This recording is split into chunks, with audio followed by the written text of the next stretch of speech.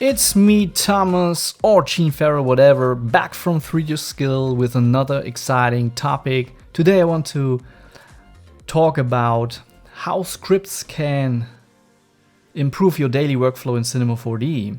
So I really recommend that a serious 3D artist with Cinema 4D really learns a little bit of coding, that he can create his own scripts. But this video just is talking about what about my scripts I created. So I'm using really in my daily workflow, and they are really useful, I think. So that's the reason why I made this video. Some of them are available on my website, some of them are paid and are not free. The most of them are free, but maybe it takes a little bit of time that I loaded up all the scripts. Let's start here with the first script here. So we have here the scene with a car, and as you can see, when I'm rendering here, I have really no reflections in this scene now. Just the lights were reflected a little bit, and I need reflection. What I have to do is now I have to set up here a sky, and then I have to create a material. Load in the illuminance channel a environment map. I have to go to my texture path and load in maybe an environment.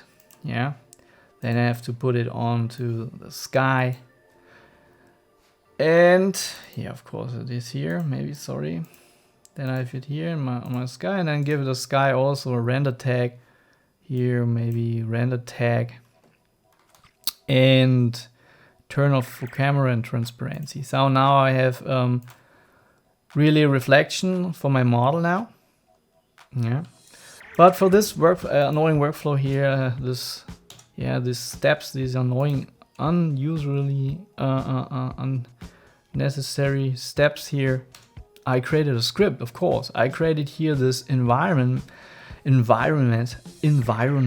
script. So just click on it and load in here the texture. Then it creates here a sky object with the texture on it in the illuminance channel, of course, and with a render tag. And then you can really quickly turn off this for transparency, and if you're working so now you have real reflections on the object. Very handy scripts and saves a lot of time.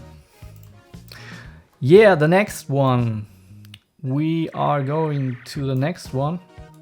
We have here this scene. No, we are not in this scene. So first of all, we stay here in this. The next script is the ImageDualPlane script. So often we have the situation, we need a plane or billboard. Maybe we want to place a plant or something else on a billboard in the background, then we have to set up a plane, make a material, the steps, load in the texture, put it on the plane, adjust the plane size, and so forth. This is also very just here a script for this, also the same as in Blender. So simply click on it, ImageDualPlane it is called. So I use really often in conjunction with the object painter here.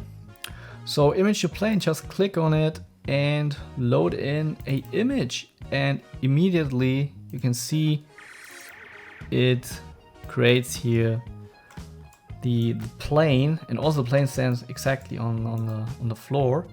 So it creates here a plane with the exact size of the image. So it has the same size as the image divided through 10. This is very handy, and also it accepts when you have billboards. So maybe with transparency information. Look at that. I load in here textures. Go into my PNG brushes, billboards. Maybe I load in here quickly a billboard. Maybe. What can I load in here? This plan. So he understands also the transparency and load it into the alpha channel. So very handy from the distance you can see here this plant. Very, very handy script. Yeah, a useful script, sorry. The next one is the image object plane. Is the same idea. Yeah, you load in an image file, but as you can see, it creates a null object. Sorry, put this away. It creates a null object, and into the null object it puts the plane underneath. So now the null object is exactly on the floor. So it is very it's necessary for the object painter plug script I show you later. So very handy. This is the one. The next one is the image dual image plane. The same idea as the ImageDualPlane, but it creates not just a billboard, it creates, as you know from older game engines, it builds a cross billboard. So you have so fake 3D. Yeah, if you have no chance to let the plane face to the camera, so you can use this thing. So yeah, this is just this one, and yeah. So the next one is, maybe we have here the situation we have here. I save here, make here an saving path here. So I call this my picture. Yeah. And save it here as a PNG. And maybe we often model something and try out something. Yeah, maybe a specific color here. And we want to test render how it looks like. So we are rendering it. So it is saved on the desktop. You can see here it is saved.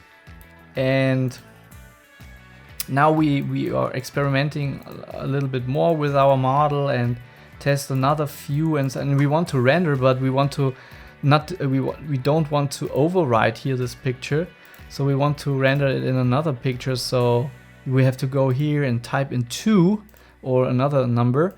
So, and for this I wrote a script. Simply it is here the incremental renderer. What it does, it simply, you can click on it and instantly it renders and give it a number. So in this case, he gives it the number. Yeah, what a pretty weird number at the moment. So simply press on this. So it saves always with another number. Sorry. This is what the incremental does. So you make it like this, render incremental. Yes, and if you render normal, he asks to override it. Yeah, this is what the incremental renderer does. Very handy and very useful here in this topic, in this top palette here. Top palette, sorry, my English is well.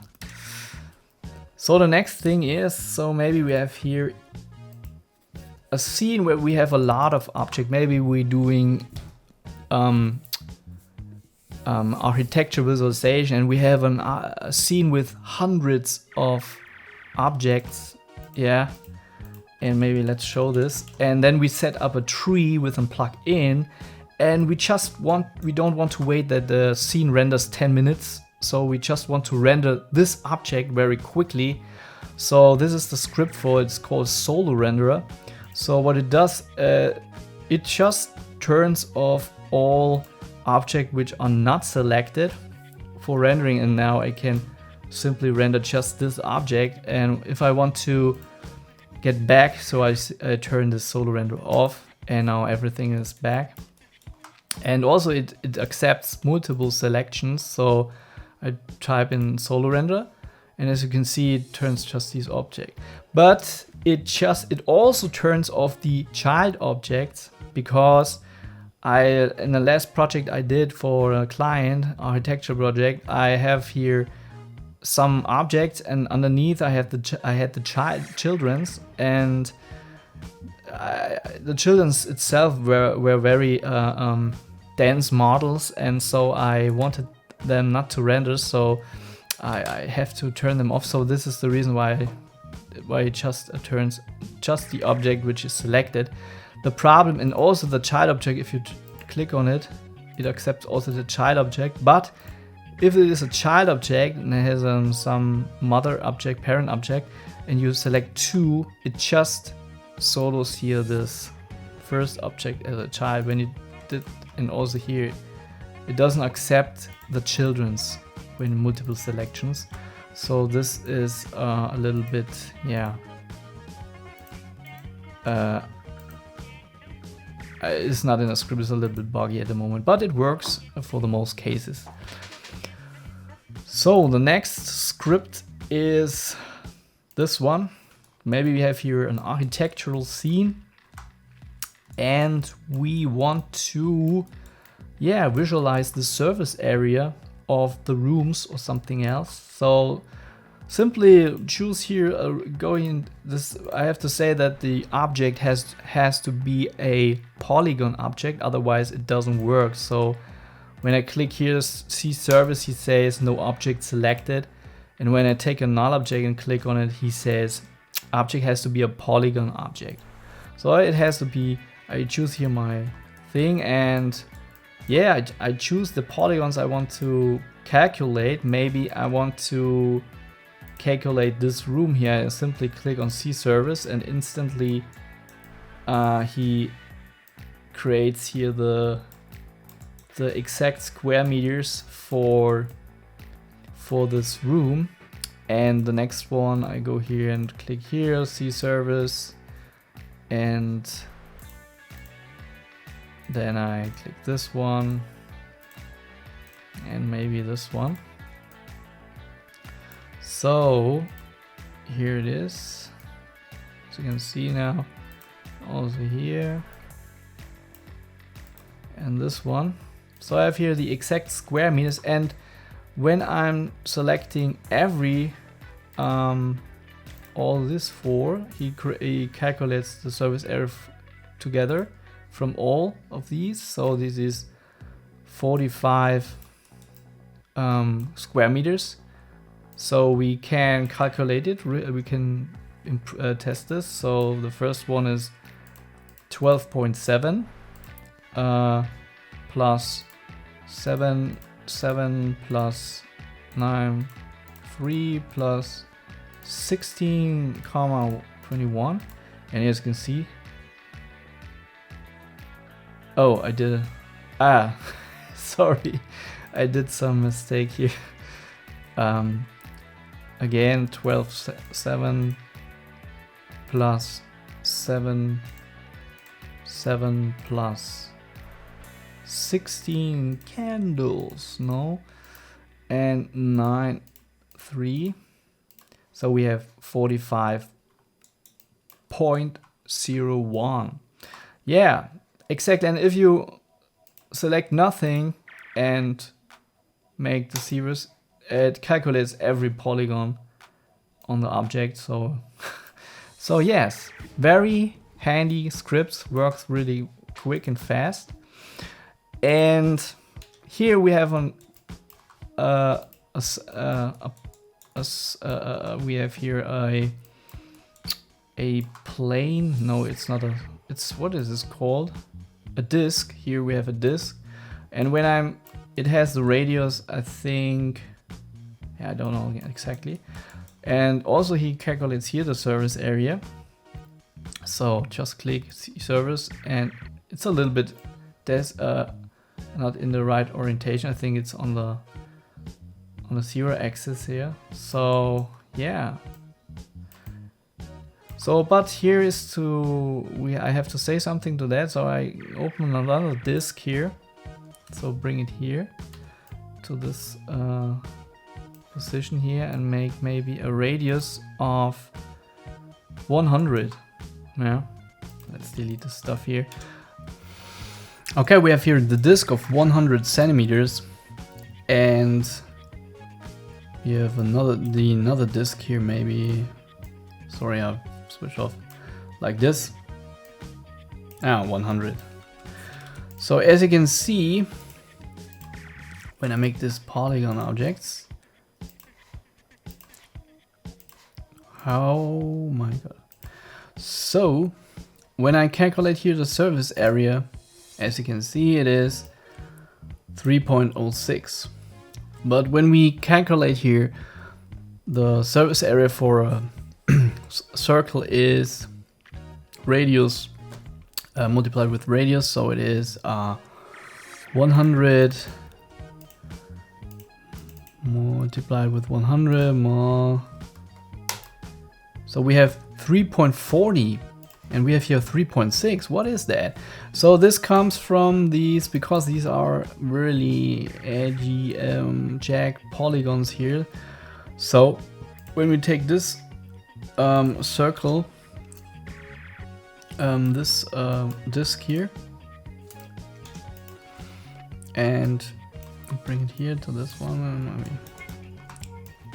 and we are increasing here the segments, maybe like this, and press then the C surface, and you can see here we have here now 3.40. So this now it is a more exact circle disk, and so yeah, this was the C surface script. So the next script is also very useful in my opinion. So it's creating a spline. So as we know, on rectangle, circle spline, we often need this when especially for our texture visualization, we often need these shapes and procedural objects. And yeah, I've here created an Arc-Spline. What it does, it creates here an arc. And yeah, and simply so you can increase here the width and the height, of course. And also you can put it inside of a extrude object, and yeah, you can decide the subdivisions here. And the cool thing is it is exactly the height you typed in here. If you look at this height, it's 249. The subd always stays here on this height, so it's very cool. Also can decide if this is closed or not, so it looks like this. Very cool. Yeah, but here the downside of the script, here some buggy things in my coding skills are not that good. So when you go above this, when your width is double, more than double the height, and it looks like this. It looks a little bit weird here. So take care of that when you have 200, maybe not more than 400. So this is, and you're good with. So yeah, you need very often this thing here. Very handy thing. I think I use this. Yeah, I can use this. So it helps you a lot. So the next script is, so for that I need to go into I need to load in the house scene here. So what it does, it is a Boole Cube.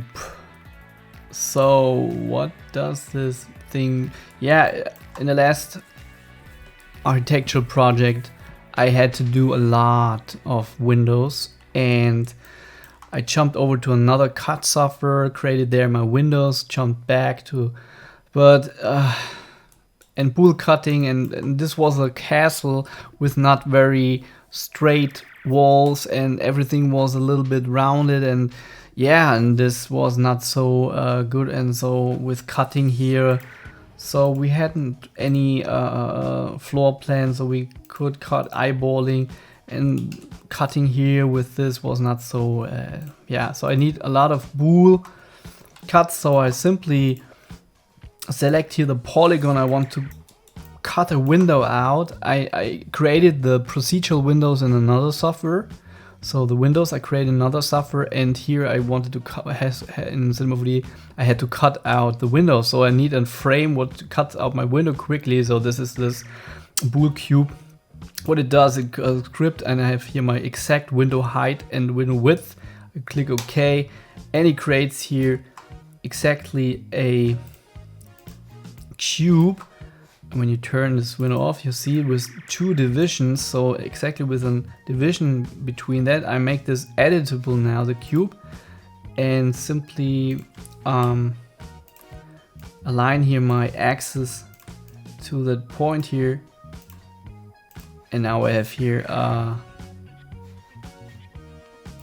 now I can cut here, maybe I cut it now, make the cube here under this object. These are my windows.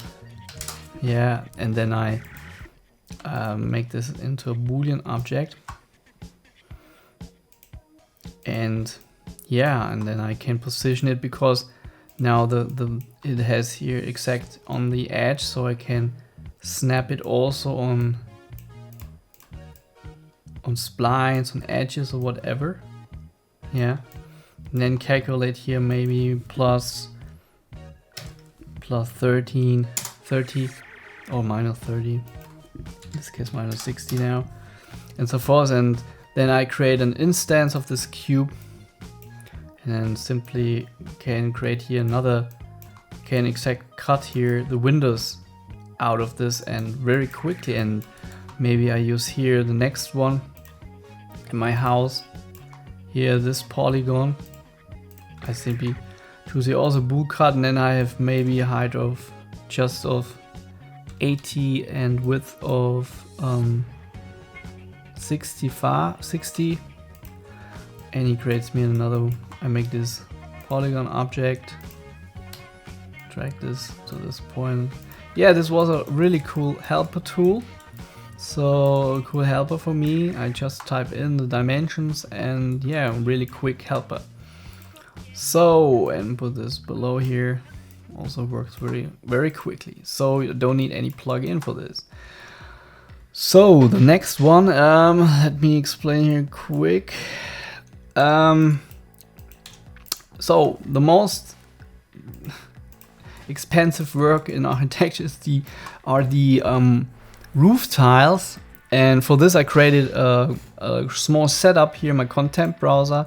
I'm here in the builders, so I have here not builders, sorry. I'm here in the here I have here the roof tile setups. I have a few roof tile setups here. I have here oblique roofs, this one, and this one, and this tiles. I have here the top thing, different roofs and so forth, fake roofs or this tiles. So yeah, so let's choose this one. It's just a cloner object with orientated roofs, nothing fancy, but what I have to do now is I have to orientate it to exactly to the roof and so forth, and this takes a lot of time. Yeah, so this is what I wrote my script here, which helps me really a lot. So let's bring in the script here. So I have here the roof maker tool, and I choose here my roof and select here the polygon. Then I say here PolyRotCopy, and I choose my roof maker, my tiles, and say paste. And look at the magic, it orientating exactly to the roof. So now what I have to do is simply I go here and increase here quickly the tiles and move it like this, maybe just a little bit more. Yeah, and now I'm here, I'm looking a little bit, adjusting a little bit, let it show a little bit over this, and then I put something weird going on at the moment. I put a little bit above, so turn off snapping. So I put it a little bit above that, it's not exactly on this thing. So now the next the next script comes into the game. So this is the roof cut. So what I have to do, I have to go back to my polygon object. The polygon is still selected, it's already selected, it's still selected. Then I go to polygon, yeah, and say here roof cut. And what it does, it creates here a bool object and the roof, an extrusion of the roof. What I have to do now is just drag and drop the roof inside, and you see it cuts exactly my roof out, my tiles. What I have to do now is go into this cut, in this Boole cutter, and drag it a little bit so that it's not cutting complete the end, and simply press here polygon object, and now I have here my roof. And yeah, when turn on ambient occlusion, I have here really cool looking roof tiles. So I always render here with flat. So if you want to have it, of course, not flat, you can of course select everything and extract it. Maybe toggle this on or not, so you can extract it a little bit. So now it looks a little bit better. Yeah, a lot of roof things and so forth. And maybe we come now to the next thing. It is this editor on and off. So what editor low and off? What it does, it's simply you choose here your roof and click on editor low, and what it does, it creates here a Python tag and a display tag. And look at that, when you deselect the roof is deselected, you can't see it.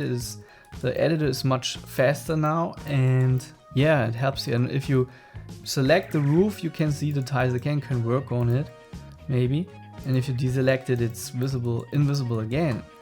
And this editor low off, so it just deletes the Python tag so that it's not steered any longer through the Python tag, and turn off this active, so can turn it manually on and off. So yeah, this is also very handy scripts. Especially when you're working really seriously on architecture design, it's really cool script for me. So the next one is the color. You know what, you have to make an motion graphics scene, a lot of objects, and you want to distinguish the objects, differ the object from each other. So yeah, then the script is cool. Just call here color and choose a quick color, and he creates a quick color for that.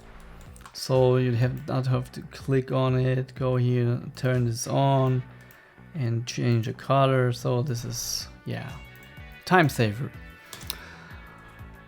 Call it back here, sorry. So let's turn this off. So the next one is the, of course, is the DMeasure. I explained the last time. It is just a measure visualizer for the measure and construct tool. You need to make a measure, yeah, make a new measurement, and yeah, make this measurement here like this. I'll delete this and make an object out of this, and drag this object underneath the measure object underneath the DMeasure. And now you can visualize here the measurements here. So it uses the hair renderer. In the standard renderer, he uses the hair renderer. You can use the hair renderer, of course. So use the hair renderer. But in the physical mode, splines were not rendered, so you need, in this case, you need the polygonal mode. Yeah, you can turn on here.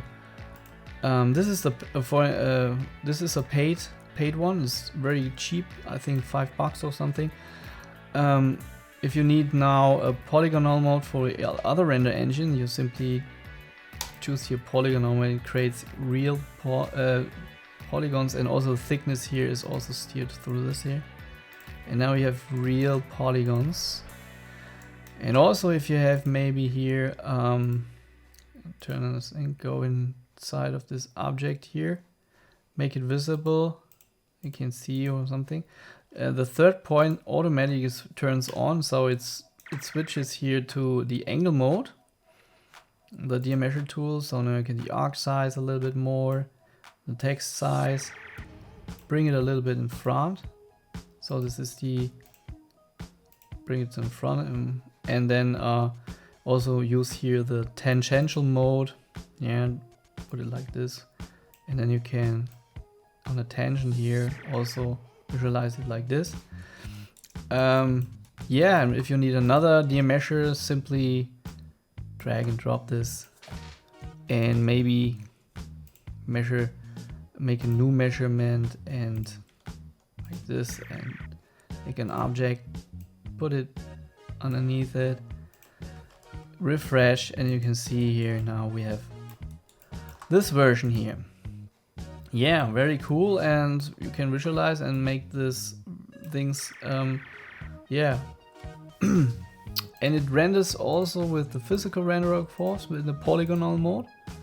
So yeah, and also you can give it different colors, maybe the measure.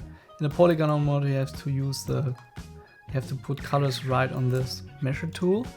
When it's in the standard mode without polygonal mode, you can use hair materials and differ here the hair materials. I did a really complex video tutorial where I explained this in depth.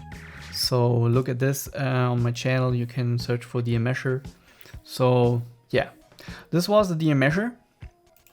A very cool thing in my opinion. So the next one is the construct tool. So let me explain what it does quickly. So let me, when maybe we have here the situation, we have here an object maybe like this, and I want to exactly cut angles and want to construct here on this side here. So in Cinema 4D it's not possible. So the knife tool has angle restriction, but it is just to the view aligned. Here you see you have to come into the exact view. You have, maybe you can select here the polygon and restrict the work plane on it. So, but it is not exactly on the right direction of the polygon. This is, I don't know why Maxon has not this, so it's not exactly so. I don't know why this is so.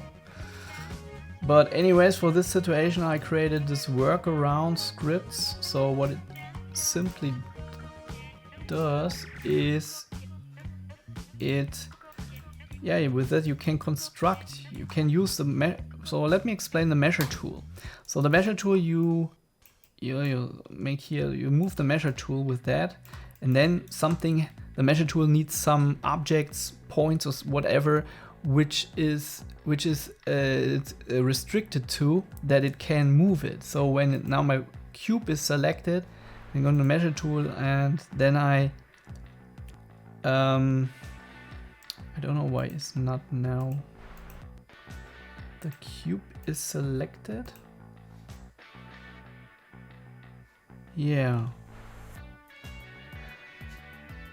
Okay. So yeah, and now you can move the cube itself, yeah, to the angles. But yeah, but you can't, maybe when you want to cut here on this polygon with a knife, and then you can snap here to the measure and construct tool, and this is a problem. I can't snap here because I have now the points are here, points. So yeah, but when I move here another, maybe like this, so it doesn't work here. So I can't snap here to this point of this measure tool, so it doesn't work. So for this I created a construct tool which does exactly this. I can now cut exactly on the surface area. First let me do this, one cut and this. So now I call this, it's the construct mode. What it does, it creates a spline and some point selections and then measure object, And to move the measure object is not to click on it as I showed before. So you have to move it here with this point selections. So double click, and then you can move here the origin point. Yeah, snap it here. Maybe I turn off this. I have here X snapping on. And then the first distance I move here to this, and the second distance maybe I move here to this.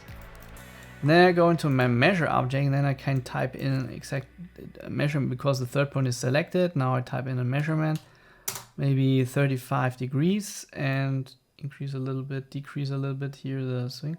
And now I go back to my cube in the poly mode and take my knife tool and snap here to, and now I can snap here to these things. And now look at the magic. Now I have exactly a cut 35 centimeters. Now I want to cut here at this distance. I select this one, go in my tool here, and now I change here the distance maybe to like this one, 300, or I reverse it. I take here my this origin point, put it here, and select this one, and now I type in here exactly distance 140, and then I want a rectangular cut, perpendicular cut, sorry, not rectangular, a perpendicular cut through that. So I need to bring my origin point now here to this. This is why I activated axis snapping, and my first point and my second distance, and now I go back to my tool and type in here 90 degrees maybe, and now make it a little bit shorter, then I can snap or something else. Then I go to my cube, select this polygon I want to cut, and now I snap here, and you can see it has made an exact cut here. And so you can, yeah, measure the distance and also the angle. So now real cool, yeah, construction is possible in Cinema 4D with just this little workaround.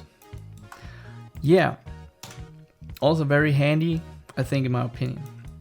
So the next thing is the fast text, of course. So maybe I need a fast text. Oh, let me explain this. Maybe I need a fast text. So I have to create a text object, type in the text. Yeah, so I need a text. And of course, and then I have to bring it here, maybe the text one, and then I have to align it here exactly, and so forth. Now for this I created here the fast text. I simply go here, I need some text, and it creates one. Then I can go to cube, maybe say here, copy text and paste here. No, it doesn't work here in this case. So in this case it doesn't work, okay. But anyways, you need what I mean, just fast text. Yeah, I need some text. So I have quick text creation thing, and also it takes the first digit and yeah of the text and rename it. I need some, yeah. So you have also a good naming for the text. So when you call it maybe car cover text, yeah, also cool renaming car cover, yeah, that's also very handy. And yeah, the next thing is what is the environment? Maybe you, oh no, that's not the environment, sorry. It's this one. So maybe I want to, now the ImageDualPlane comes into the game now also. So what it is the object painter. It's pretty the same as in the new Cinema 4D S24 version. the scattering tool. This is here for version Cinema R19 and also Cinema 23.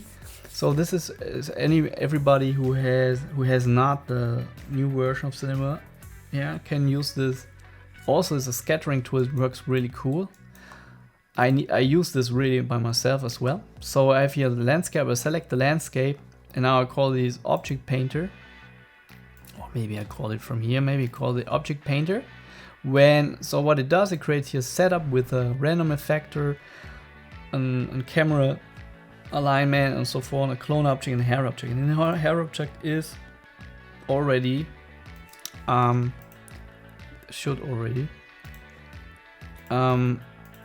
the landscape. If nothing is selected, there's nothing inside. You have to drag it by yourself manually. So what it does, so now you need here, you need here this guides, draw guides. It is here in the simulate hair object tools, and here draw guides. I have it here in this interface. So now I need an object. I want to draw on it. So maybe I go here into my library here to models, plants, and as you can see, I choose this plant here, and yeah, put it beneath the cloner object. Now I select the hair object and this draw guides. The length has to be 0 and maybe the distance like this, and now I can start here painting my plants on it. So very useful for bigger plants, and also for grass painting. Not for grass paint. Grass painter has a separate tool. So yeah, and now I need another plant, maybe yeah, this one, and put it also beneath the. So it is a little bit mixed up. Oh, there's something crashing here. I don't know why this is. Something weird going on at the moment. Oh yeah, because there are a lot of. So I delete this. This was a very heavy model. So some of it crashed because I have a lot of. So turn this off. Maybe I can rescue it. No, I can't. So it takes too long. Oh yeah. So let's close Cinema. So yeah, bring it back. And maybe, I don't know if it starts. Okay, now it starts again. Sometimes Cinema 4D doesn't start again when it crashes. Here in 23, I don't know what this is. So it's very buggy. Also, they don't update. So I don't know what. So they don't care about the perpetual license anymore, just for the subscription one. So I don't know what is going on with them. So let's wait a little bit, because yeah, but you got the idea what I mean.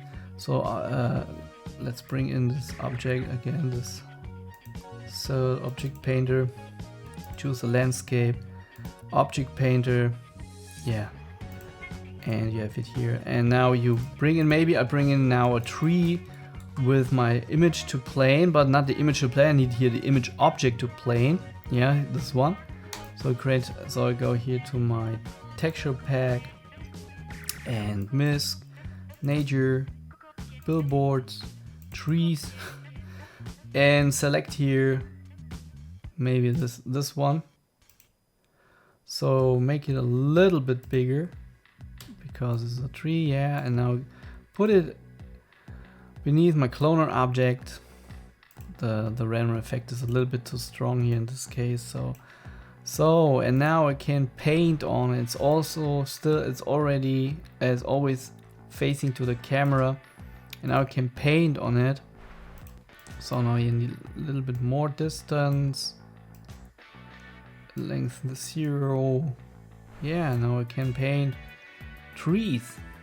As you can see, if I need another tree or mix it up, so I can bring another tree, but maybe I need copy this object painter and put this thing out, bring in another tree, maybe like this, and yeah, put it underneath that and make it a little bit bigger.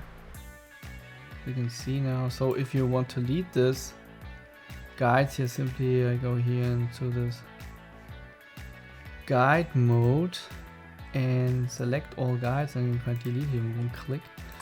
So now I paint more guides on it, and look at this. Now it looks like a real forest, and also I can paint objects on it. So maybe I have here a cube or stones or something. Yeah, we can simply another object painter. So put the cube into the hair tab and landscape. Put the cube to the cloner, but turn off this alignment to camera thing. And now I can paint. Can paint the cubes on it. So it's like the scattering tool in the new versions of Cinema 4D. Very cool thing, yeah. And also it differs the size and so forth. So you don't need the scale. So you can do this also with these tools. Very handy. And if you need, maybe we have here. And if you need here, if it doesn't look through, if you can't look through it, because there are too many planes. So it looks very cool. So with a environment, physical sky, yeah. As you can see, you have the only thing what you can do is put on a render tag and turn off the ambient occlusion for that things, so that the not conflicting with each other, the planes. Yeah, and maybe another object painter, and with a plant here. So maybe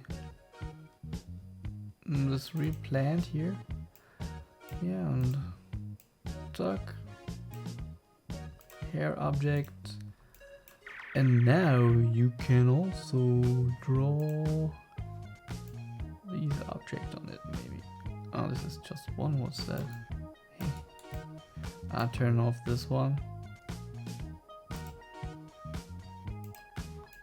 So yeah, now we have this dance things. Make them a little bit smaller.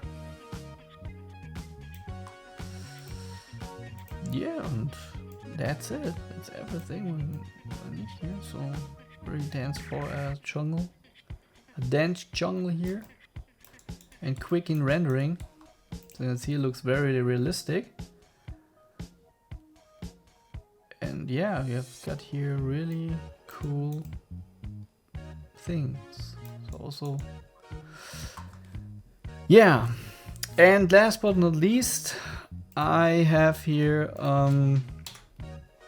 the next is a five-step thing. So especially for camera, for a character animation, you can simply you need to go 5 steps for 4 steps. So I have here the 5 steps. Models can make a keyframe. 5 steps. It's can also give it a shortcut. So very cool. There's another script I have here in the so it is the RotCopy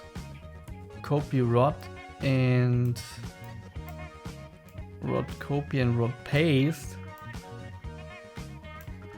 And what this does, especially in character animation, you need this. So maybe I have a character here, and I have here an animation here from this to maybe like this to this position here, and here I've got my breakpoint key and something like that, and also here I have rotation, maybe like this.